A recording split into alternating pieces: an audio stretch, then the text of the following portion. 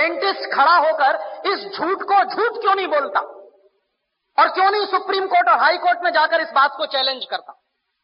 हम तो इसलिए नहीं कर सकते क्योंकि मैं डेंटिस्ट नहीं हूं। अगर मैं करूंगा तो कोर्ट सबसे पहला सवाल पूछेगा कि आपको आती है कुछ दांतों की बात, कुछ जानते हैं आप? जब डेंटिस्ट जाएगा कोर्ट में तो वो ये सिद्ध करेगा कि कोई भी टूथपेस्ट जिसमें फ्लोराइड होता है और 1000 ppm से ज्यादा होता है तो वो सारे के सारे टूथपेस्ट जहर हो जाते हैं, वो पेस्ट नहीं रहते। ये बात अगर मैं कहूंगा कोर्ट में तो कोर्ट मेरी बात मानेगा नहीं, वो पूछेगा आपके पास डिग्री है क्या? सत्य मुझे मालूम है कि 1000 ppm से ज्यादा अगर फ्लोराइड है किसी भी टूथपेस्ट में तो वो टूथपेस्ट नहीं है, जहर है। लेकिन कोर्ट मेरी बात तब मानेगा जब मैं उसको यह सिद्ध करूं कि मेरे पास दांतों की डॉक्टरी का प्रमाण पत्र है।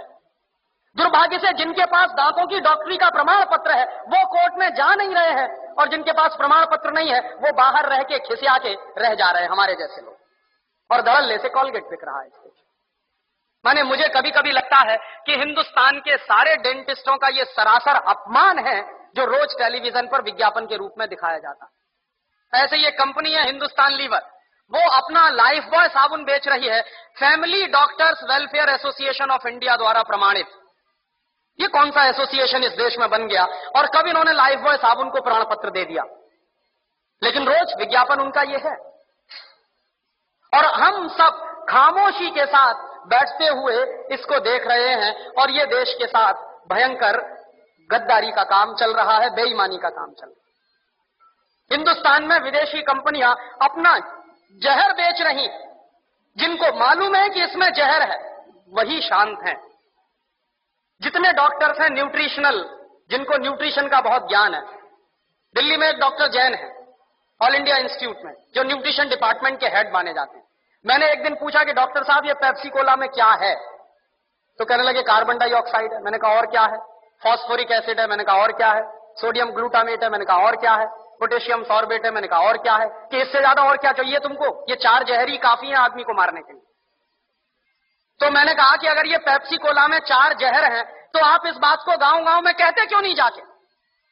पेप्सी कोला तो गांव गांव में घूम घूम के कह रहा है कि लहर पेप्सी है, तो आप गांव गांव में घूम के कहते क्यों नहीं कि ये जहर पेप्सी?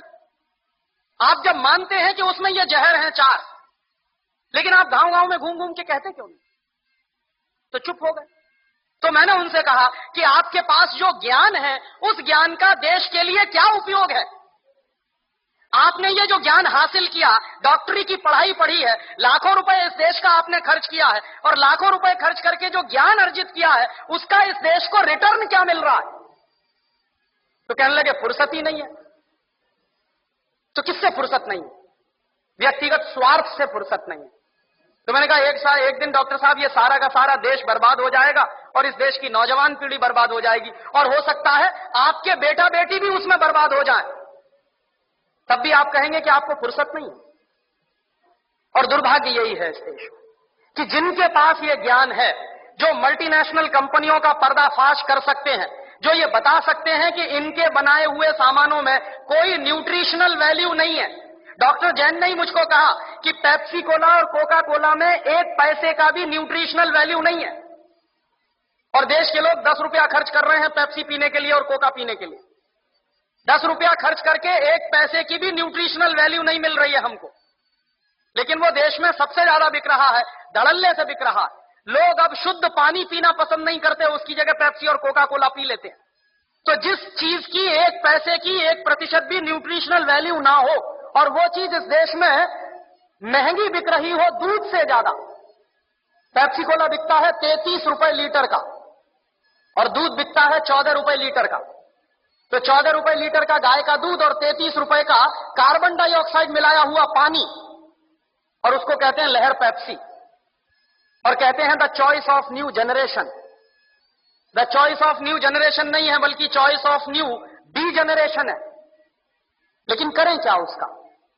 और उससे भी ज्यादा मुझे गुस्सा तब आता है जब हिंदुस्तान में कुछ कंपनियां अपने हेल्थ टॉनिक बेचती हैं जिनमें हेल्थ के नाम पर कुछ नहीं है।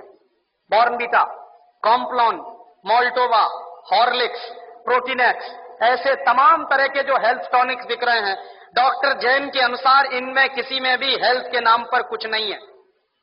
और आप चाहें तो अपने बच्चे को चने का सत्तू खिलाएं, जौ का सत्तू खिलाएं, तो उससे जितनी हेल्थ बनेगी, आप 100 डिब्बे प्रोटीन एक्स के खिला लीजिए, कोई हेल्थ नहीं बनने वाली। 100 डिब्बे आप बॉर्नवीटा के खिला दीजिए, कुछ नहीं बनने वाला उससे। और आप अगर एक डिब्बा बॉर्नवीटा का खरीदेंगे तो कम से कम 200-250 रुपए का है 1 किलो का। तो 200-250 रुपए का 1 किलो बॉर्नवीटा खरीद के तो खाएंगे, लेकिन किसी को आप कहिए कि मूंगफली खाओ गुड़ के साथ, तो नहीं खाएगा कोई। रोज अगर गुड़ के साथ मूंगफली खाएं तो जितनी प्रोटीन उससे मिलती है, जितना कार्बोहाइड्रेट उसमें से निकलता है, जितनी और दूसरी चीजें हमको मिलती हैं, उतनी 100 पैकेट बूस्ट खाने से नहीं मिल सकती।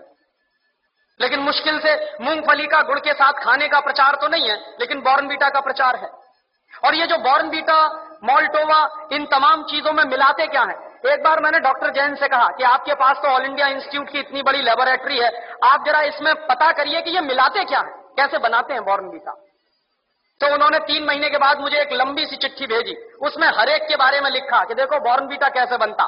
बॉर्नवीटा बनता है मूंगफली की खली से, मूंगफली की खड़, माने मूंगफली के दाने में से तेल निकालने के बाद जो वेस्ट बचता है उससे बनता है बॉर्नवीटा। मेरे गांव में मूंगफली के तेल के निकालने के बाद जो वेस्ट बनता है उसको जानवर खाते हैं, लेकिन हमारे देश में इंटेलिजेंट लोग वही खाते हैं बॉर्नवीटा के नाम पर। और आप बाजार में चले जाइए, मूंगफली की खली आपको 20-25 रुपए किलो में मिल जाएगी। गुजरात में तो उससे भी सस्ती मिलेगी। मैं तो मेरे गांव की बात कर रहा हूं जहां मूंगफली होती नहीं बिल्कुल।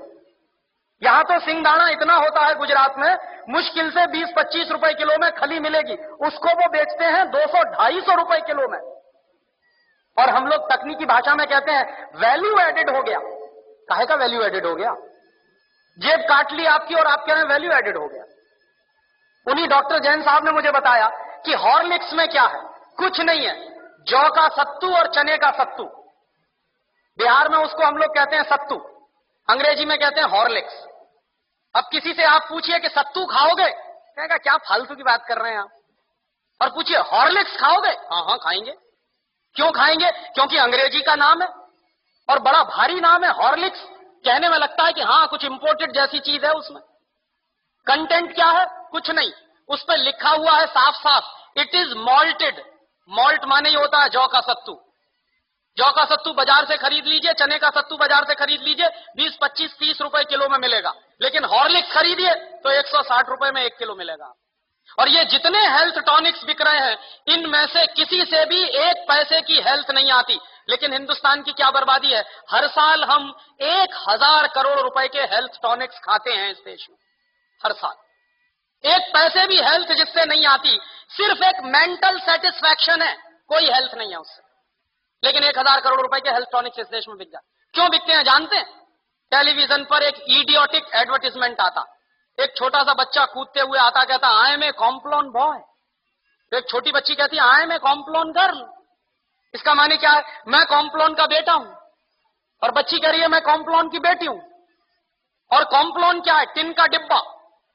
अब आप तो डॉक्टर हैं, आप जरा बताइए कि टिन के डिब्बा के भी बेटा बेटी हो सकते हैं?